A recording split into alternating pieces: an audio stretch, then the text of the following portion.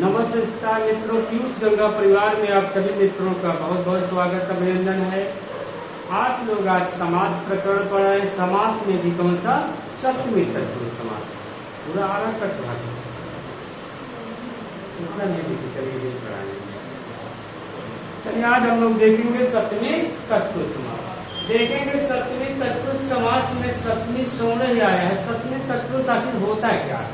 कहें जिस समास में, जिस तत्पुरुष समास के प्रथम पद सप्तमी तत्पुरुष समास, सप्तमी विभक्ति में हो, प्रथम पद किसमें हो? सप्तमी विभक्ति में हो, तो सप्तमी तत्पुरुष समास कहलाता है। ठीक।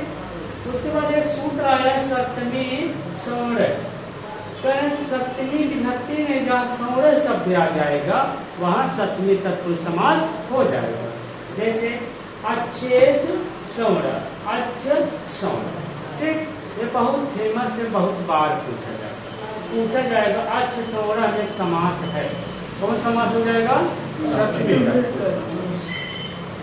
एक सूत्र आया इसमें, सिद्ध शस्क, शस्क या शुष्क शस्क है,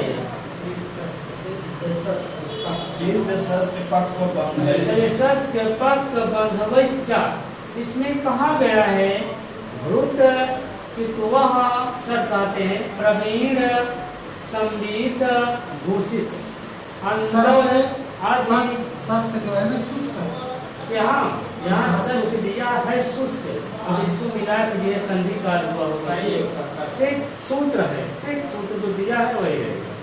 अंतर आदि पट पंडित कुशल चपल निपुण सिद्ध शुष्क पक्व और बंध, इन शब्दों के साथ अगर ये शब्द आए तो वहाँ पे सप्तमी तत्पुरुष समास हो जाएगा। जैसे आप सबके पास आया है प्रेमणि, प्रेमणि धृता, प्रेम धृता। प्रेम का सप्तमी एक वचन में क्या बन जाएगा? प्रेम। भूते पितवा, भूते पितवा। सभायाम पंडिता, सभा पंडिता। आतपे शुष्क, आतप शुष्क। कटावे कटाहे पक्वा, कटाह पक्वा। चक्रे बंधवा, लेकिन चक्र बंधवा। आप सबको बस यही एक चीज देखा यहाँ। चलिए यहाँ देखेंगे धुता, पितवा, पंडिता, शुष्का, पक्वा, बंधवा।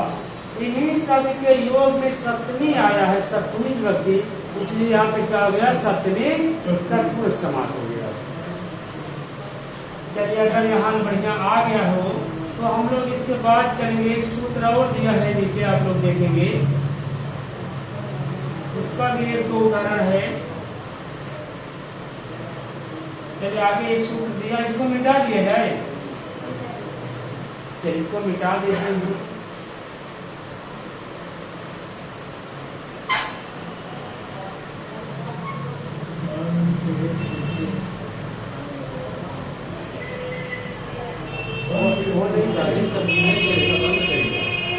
चलिए क्या है?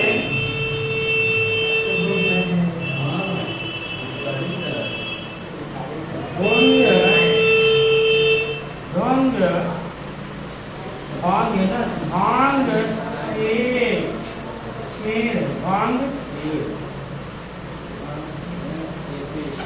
भांग छेद,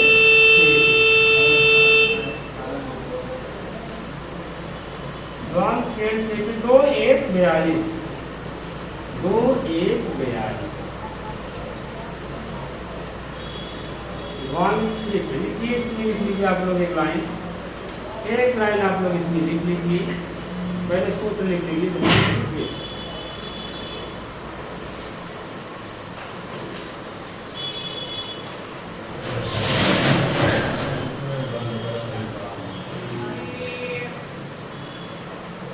चलिए लिख लीजिए आप एक लाइन इसमें।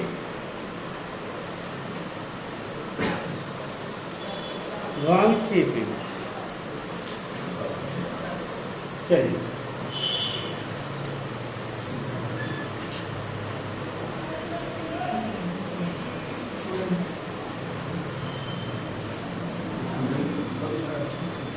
यहाँ ध्वान शब्द का अर्थ क्या हो जाएगा?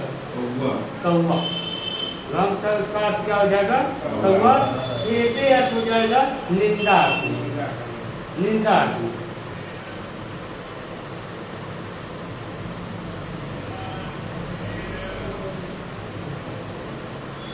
देखिए इसमें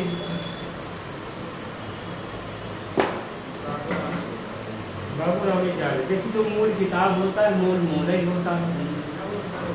अब जैसे हम लोग गेहूं चावल मूल ही है, चाहे उसका मैदा बनाए, चाहे आटा बनाए, चाहे और व्यंजन बनाए, मूल क्या है? गेहूं है। जब आपके पास मूल ही है तो आप चाहे तो बना सकते हैं। चलिए इसमें लिखिए आप लोग, देखिए जब भांग कोष्टक में कौवा लिख लेंगे, जब भांग भांग यही तक लेंगे, जब भांग भांगच्छ है, भांगच्छ मतलब कौवा होता है, यही है भांग। क्या हो जाएगा? कौवा। कौवा देखे हैं ना सब लोग, अभी पितर पक्ष चल रहा था ना। आगे लिखिए इसमें, कौवा शब्द अथवा इसके समान अर्थ रखने वाले, कौवा शब्द अथवा इसके समान अर्थ रखने वाले शब्दों के साथ, समान अर्थ रखने वाले शब्दों के साथ निंदा करने के लिए, शब्दों के साथ निंदा करने के लिए सप्तमी विभक्ति आवे।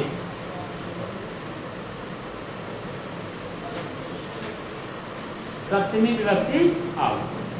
फिर से सुन लीजिए, जब ध्वांग शब्द अथवा इसके समान अर्थ रखने वाले के साथ निंदा करने के लिए आए तो सप्तमी विभक्ति में आवे। ठीक, दो चीज कहा, छेटे मतलब निंदा। जब कौवा आए इसके समान और पक्षी आ सकते हैं, कहें जब निंदा अर्थ में आए, किस अर्थ में आए? निंदा अर्थ में आए, तो यहाँ पे सप्तमी तत्पुरुष समास हो जाएगा। जैसे है एक आया है तीर्थे का, और यहाँ दिया है छेटे अर्थ ग्रहण, कहे तीर्थे भांग, कौवा तीर्थ अर्थात लोकुल दिया है ना, कौवा हो या लोकुल। तीर्थ का सप्तमी एक वचन में क्या हो जाएगा? तीर्थ का सप्तमी एक वचन में क्या होगा? तीर्थे। तीर्थे प्लस लगाए या समासित पद है ना,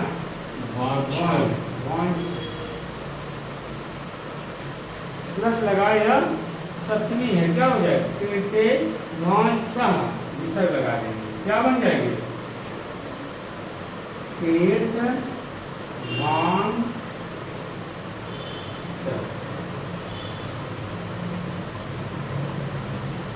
तीर्थ का कौवा, कहाँ का कौवा है? तीर्थ का कौवा।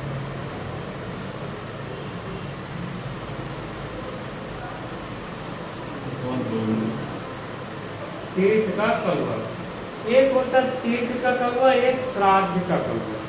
श्राद्ध के देखेंगे जो नवमी उम्मी पे देखेंगे हम लोग यहाँ, जिससे पूरी भी चढ़ाए, खीर पूरी, कहीं और कुछ, कहीं जिसके पूर्वज जो खाते थे वही चढ़ाए हैं। जो भी हो सब हाँ, अभी जो भी 2 दिन पहले, कब तक 2 तारीख को ना, तो वहाँ श्राद्धे क्या तीर्थे भांग, तीर्थ का कौवा।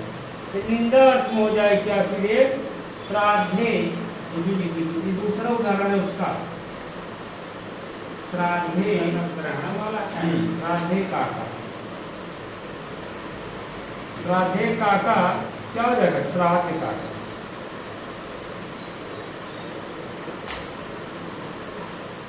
श्राद्ध काका, श्राद्ध काका।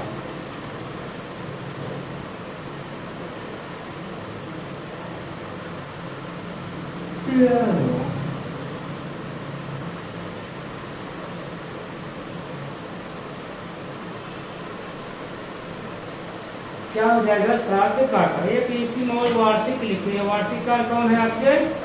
कात्यायन जी लिखे हैं, देख लीजिए इसमें। ध्वांग छेड़ेत अर्थ ग्रहणम, जो ध्वांग छेड़ेत अर्थ ग्रहण करता है तो वहां पे भी क्या हो जाता है?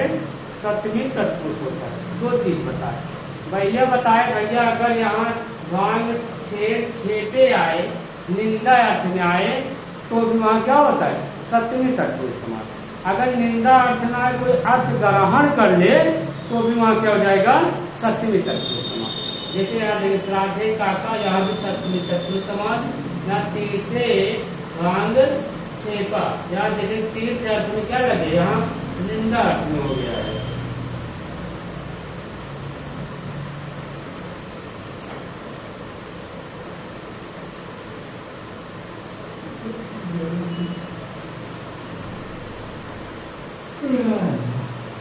चलिए हो जाए, बताइए आगे चलिए।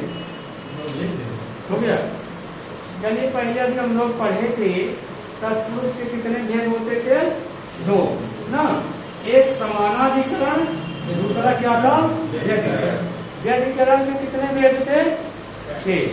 द्वितीय तत्पुरुष, तृतीय तत्पुरुष, चतुर्थी तत्पुरुष, पंचमी तत्पुरुष, षष्ठी और सप्तमी। आज हम लोग पढ़ेंगे हम लोग पास समानाधिकरण तत्पुरुष।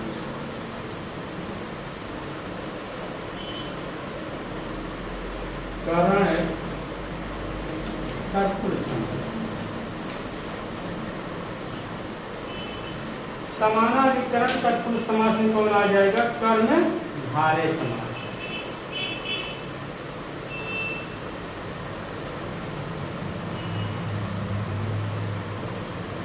कर्मधारय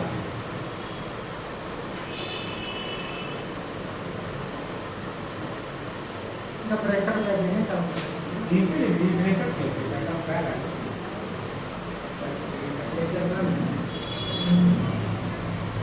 चलिए इसका एक अलग सूत्र है इसका, तत्पुरुषा समानाधिकरण कर्मधारय।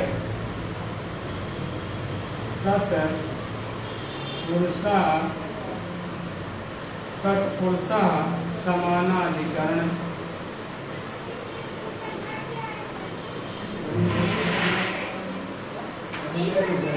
समानाधिकरण कर्मधारय।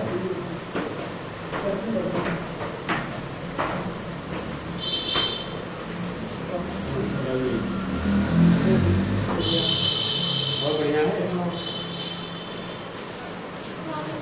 भाई, हम देखेंगे एक सेकंड। चलिए यहाँ हम लोग देखेंगे क्या है? तत्पुरुष समानाधिकरण कर्मधारय। इसमें आप लोग लिख लीजिए एक लाइन।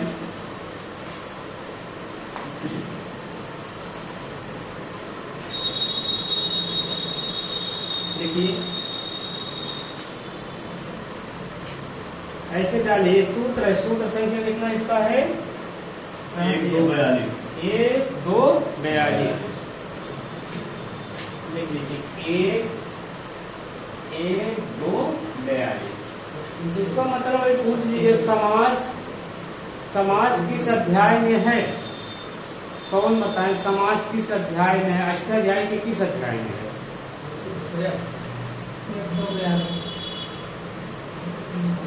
पहला पाठ, पहला अध्याय, दूसरा पाठ और तीसरा क्या है? ये कहाँ का? ये सूत्र आपको पहले अध्याय, पहले अध्याय का। क्या 2 1 2? क्योंकि देखेंगे समास में बहुत मिक्स पेज सूत्र। देखिए यहाँ सूत्रों का लगाया कैसे गया है। देखिए परिभाषा और संज्ञा वाले सूत्र प्रथमा में। ठीक, चलिए इसका लिख लीजिए आप लोग। देखिए तत्पुरुष के जिस समास में तत्पुरुष के जिस समास में तत्पुरुष के जिस समास में प्रथम एवं पूर्व पद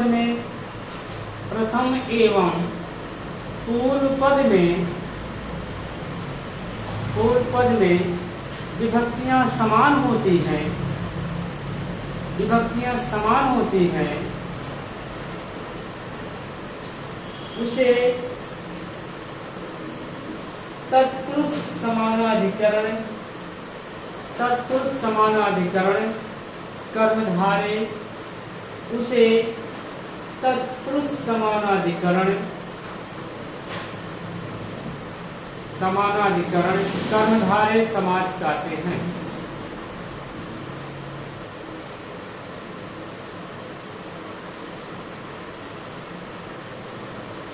कर्मधारे समास कहते हैं। ठीक, आप लोग जान लीजिए समानाधिकरण किसे कहते हैं। जैसे अभी हम लोग तत्पुरुष पढ़े, प्रथम में द्वितीय लगा द्वितीय तत्पुरुष, तृतीय लगा तृतीय तत्पुरुष, चतुर्थी लगा चतुर्थी, जैसे जैसे लगा था वैसे हम लोग जानते हैं। अब कह रहे हैं दोनों विभक्तियों में समान हो, मतलब पहला पूर्व पद और उत्तर पद में जब समान रहेगा तो उसे क्या कहेंगे, कर्मधारय समास कहेंगे। बाबूराम ने थोड़ा दिया, इसको हम लोग थोड़ा पढ़ लेते हैं।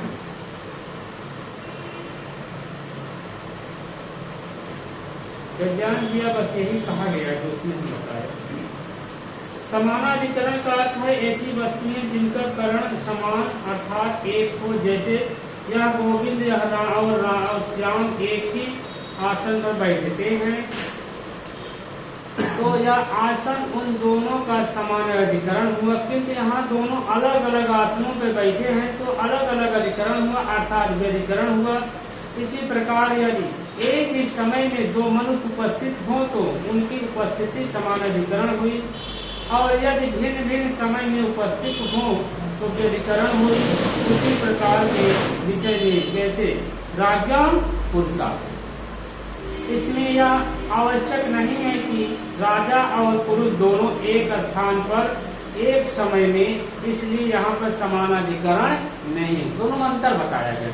किसे समानाधिकरण कहते हैं, किसे व्यधिकरण कहते हैं। जैसे राज्य और पुरुषा, राजा और पुरुष जरूरी थोड़ी साथ ही आए, और राजा का सिंहासन भाई अलग हो, पुरुष का सिंहासन अलग हो, दोनों में अलग समानता दिखाई दे, इसलिए यह समानाधिकरण नहीं हुआ। क्या हुआ,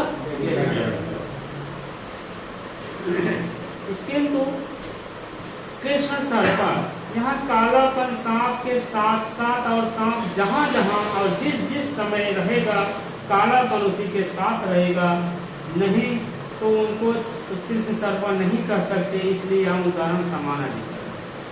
अब काला सांप, जहाँ जहाँ सांप जाएगा तहाँ तहाँ काला रहेगा कि नहीं रहेगा, चाहे सांप घोड़े पे बैठे, चाहे छत पे चढ़े, चाहे किसी बिस्तर पे जाके काटे, जहाँ जहाँ सांप जाएगा तहाँ तहाँ काला उसका साथ में रहेगा। इसका मतलब दोनों क्या हुए, दोनों समान हुए, काला भी और सांप, जहाँ काला जाएगा वहाँ सांप भी जाएगा, इसी को विशेष विशेषण कहते हैं। ठीक, इसलिए दोनों में समानता है, इसलिए क्या हो गए, समानाधिकरण कर्मधारय। आगे देखिए बाबूराम क्या कहें, तत्पुरुष समास का लक्षण ऊपर बता आए हैं कि ऐसा समाज जिसका प्रथम पद एक दूसरे का विशेषण रूप हो, ऐसा तत्पुरुष समाज जिसमें समास में आए हुए दोनों शब्दों का समानाधिकरण हो। समानाधिकरण तत्पुरुष कर्मधारय, कर्मधारय तत्पुरुष कहलाता है। कर्मधारय की क्रिया समान दोनों शब्दों को धारण कर सकती है, इसलिए यह नाम पड़ा है कृष्ण सर्प। अब सर्पत, इस प्रकार से सर्प जब जब क्रिया करता है कृष्ण तो उसके साथ रहता है, राजपुरुषा असर्पत है, इसलिए वह इसमें नहीं है। दो चीज उदाहरण दिए, एक कृष्ण सर्पा और एक राजा का पुरुष। जहाँ जहाँ राजा जाएगा तहाँ तहाँ पुरुष नहीं जाएगा। राजा भैया अपने महल में गया, पुरुष अपने महल में नहीं जाएगा। राजा राज दरबार में मेन गद्दी पे बैठेगा, पुरुष वहाँ नहीं बैठेगा, इसलिए कहीं यहाँ समानाधिकरण नहीं है। पर जहाँ जहाँ सांप जाएगा उसका कालापन वहाँ रहेगा।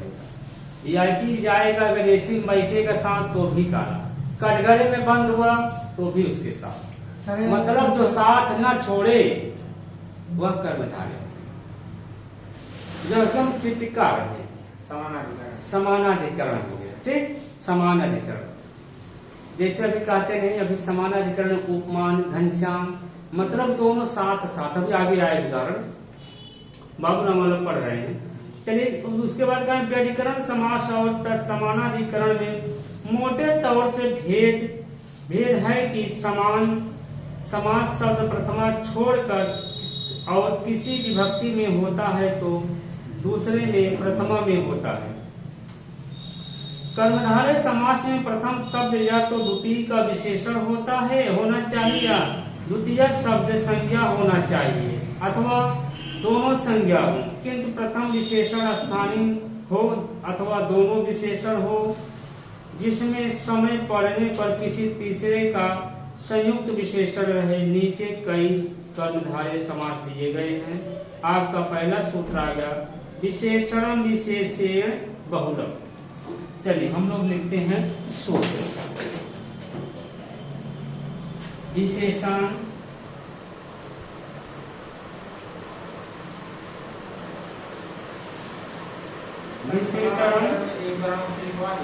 क्या किसका है कि सर्प वाला इसी में आएगा ना, विशेषण में आएगा।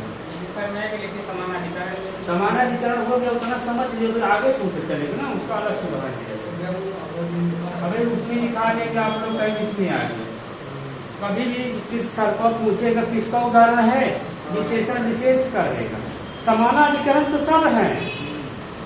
अभी पहले एक चीज और लिख लीजिए, अभी थोड़ा अगर रुकी जाए लिखेंगे नहीं, इसको मिटा दे लिख लिए ना, नहीं लिखिए।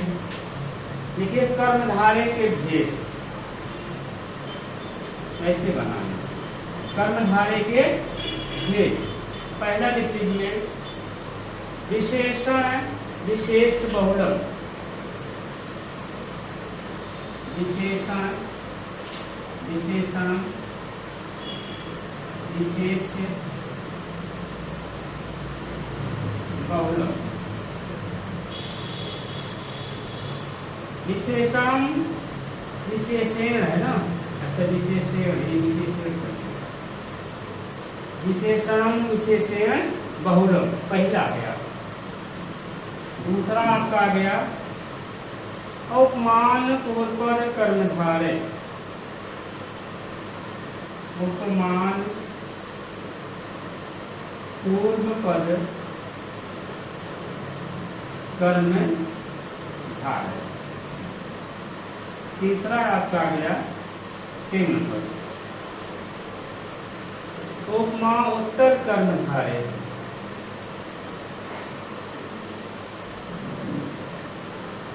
उपमा उत्तर उपमान उत्तर पद कर्मधारय।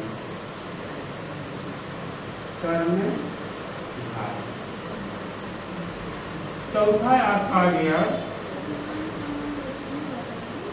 विशेषण विशेषण उभय पद कर्मधारय।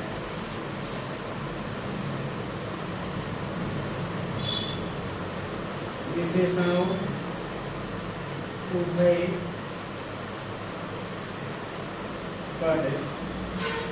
पद कर्मधारय। ठीक, या पूछा नहीं जाता फिर भी जानते रहे। कर्मधारय के 4 भेद बताएंगे। पहला विशेषण विशेषण बहुलक, दूसरा उपमान पूर्वपद कर्मधारय, तीसरा उपमान उत्तर पद कर्मधारय, और चौथा क्या है यहाँ भैया, चौथा लिख लीजिए। चौथा आपका हो गया विशेषण उभय पद कर्मधारय। एक बार ऐसे खाका बना रहेगा आपके दिमाग में, आप समझते रहेंगे। बन गया। चलिए ऐसे खाका बना रहेगा, आप लोग समझते रहेंगे। टाइम भी देखते रहे कितना बजेगा।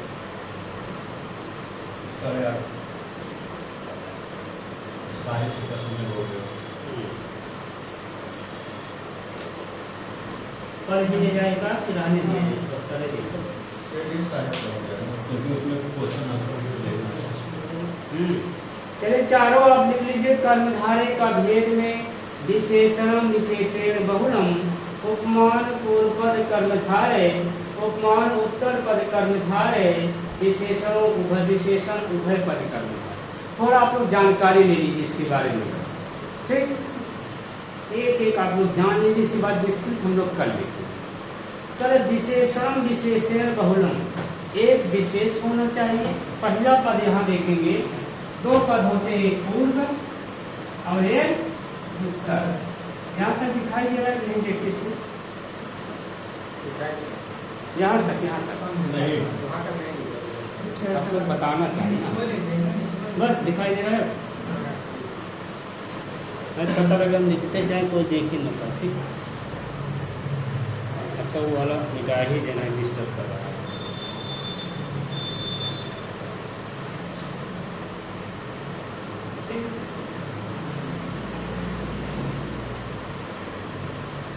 चलिए, एक होता है पूर्व पद, एक होता है उत्तर पद। पूर्व पद को हम लोग क्या करेंगे? विशेषण रखेंगे, विशेषण। और उत्तर पद क्या रहेगा? विशेष। यहाँ आपका क्या हो गया? कृष्ण। और यहाँ दूसरे में सर्व। ठीक। सांप क्या है? विशेष। और इसी का काला रंग है, विशेषण उसका क्या है? काला। जहां जहां सांप जाएगा तहां तहां कृष्ण रहेगा, जहां जहां सांप रहेगा वहां वहां उसका कलियुगा रहेगा। कलियुगा का मतलब कालापन रहेगा। मैं समझ नहीं कुछ और नहीं। जैसे एक और है नीलम उत्पलम, नीला कमल, नीला कमल। जहां जहां कमल का फूल लेके जाएंगे, जहां जहां कमल जाएगा तहां तहां उसका नीलापन जाएगा। ये क्या होगा? विशेष विशेषण। चलिए इसके बाद हम लोग कर लिखेंगे ना। और जैसे यहाँ घन श्याम, उपमान पूर्व कर्म था। उपमान जिससे उपमान दिया जाता है। उपमेय होता है, एक उपमान होता है। एक उपमेय और एक उपमान। समझते हैं कैसे उपमेय कहते हैं, किसी उपमान? देखिए, एक होता है उपमान, एक होता है उपमेय। दो चीज होता है, एक उपमान एक उपमेय। एक उपमान होता है, एक उपमान। उपमान जो है हमारे पास रखता है। उपमेय मतलब जिससे हम उपमा देते हैं। जैसे चांद सा मुखड़ा कहते हैं, इसका मुख जैसे चांद है। मुंह हमारे पास है, चांद हमारे पास नहीं। तो जो उपमान हो गया ये आपका मुंह हो गया। उपमेय क्या है? उपमेय चांद, उपमेय मुंह होगा। हाँ, उपमान जो है चांद। हाँ, उपमान जिससे उपमा दी जाए, जिससे उपमा दी जाए जो दूर रहे। इतना जान लीजिए, जो दूर रहे। जैसे उपमान है, उपमान मेरा मुंह हो गया। और उपमेय जिससे दिया जाए, उपमान। चांद सा मुख, चांद क्या हो गया आपका? उपमेय। और मुख क्या हो गया? उपमान। समझ में आया कुछ भी नहीं? सर हमारे हिसाब से उपमान दूर होता है, उपमेय पास में। चलिए इसके हम लोग डिस्कस सभी करेंगे। उपमेय और उपमान होता है। उपमान चार है। देखिए इसमें दिया ना, देखिए पहले सुनिए। जब किसी वस्तु से उपमा दी जाए, जब किसी वस्तु से उपमा दी जाए, वह वस्तु जिससे उपमा दी जाए वह गुण जिसकी उपमा हो मिलकर कर्मधारय समास कहते हैं। जैसे उपमान पूर्व। सर इसमें दिया इसी प्रकार दूसरे दौर में चंद उपमान और आह्लादक सामान। उपमान जो है चार हो। उपमान क्या हो जाएगा? चार। उपमेय क्या हो जाए? जिससे उपमा दी जाए। ठीक, चलिए जिससे उपमा दी जाए वह क्या होता है? उपमान। और जो उपमेय होता है हमारा मुख हो जाता है। मुख हमारा जो है उपमेय है, उपमान जो है चार। चलिए यहाँ लिखिए, उपमान जो नफे दूर है, बहुत आसमान में है। क्या हो जाएगा? दूर। क्या हो जाएगा? आसमान समान है। चलिए फिर से सुन लीजिए आप लोग। उपमान मतलब होता है जो चांद, जिसे चांद सा मुखड़ा कह सकते हैं। चांद सा मुख, उपमान चांद। उपमेय मुंह, जो दूर रहता उपमान और जो मुंह पास रहता उसे उपमेय। उपमान वो होता है जिससे उपमा दी जाए। किससे उपमा दे रहे? मुंह की चांद से। तो यहाँ पे क्या हो गया उपमान। चलिए बस इसके बाद हम लोग कल पढ़ेंगे इसकी ना, इसकी व्याख्या हम लोग कल करेंगे। चलिए बस मित्रों आज इसी पर क्लास समाप्त कर कल फिर मिलेंगे, तब तक मित्रों नमस्ते।